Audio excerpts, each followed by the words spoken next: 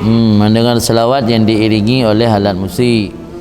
Alat musiknya alat musik yang haram, berarti selawatnya Yohana bisa ada pisahkan selawat dengan alat musik. Punyung dia tak dengar fokus ke alat musik, fokus ke selawat. Fokus ke selawat. Biasa ya kalau ucap kata-kata selawat nak alat musik le. Yang ada mentah alat musiknya akan menang-menang. Mana fokus ke selawat. Yang betul-betul fokus ke selawat nafalah. Ana menggaduh pi alat musiknya. Yang lebih berat ke alat musik.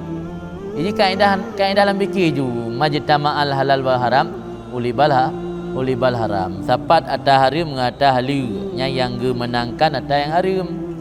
Jadi orang yang ge muslawat ge pakai alat musiknya alat musik muharramah yang kagak haram. Yang berarti hanya dak dengan orang muslawat. Orang main alat musik ke. Karena yang dapat harum yang unggulkan yang harum. Medakanya orang selawat. Orang selawat yang orang alat musik. Tak nak selawat dalam.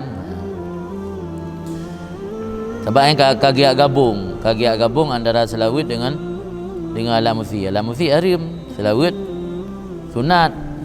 Tergabung taat dengan harum yang biasa yang unggulkan yang harum.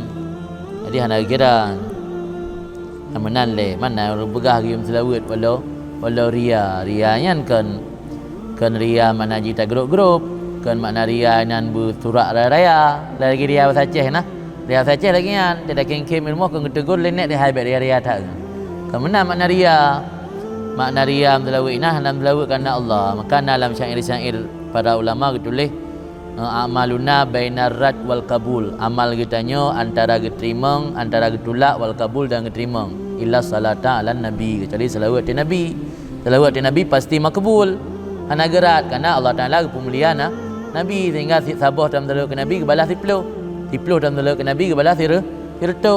Jadi selawat ke nabi yang pasti makbul yang makna walau biria ada dalam selawat dan item ikhlas karena Allah ada hana ikhlas terima sit.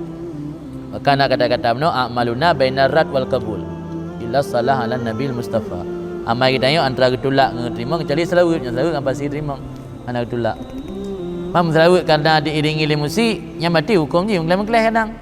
Ya alat musik dah tahu hukum je haram. Ingat sembayang eja cu cit. Sembayang eja dah cu. Tak cu eja hukum je haram. Sembayang dah yang syarat rukun sah sembayang.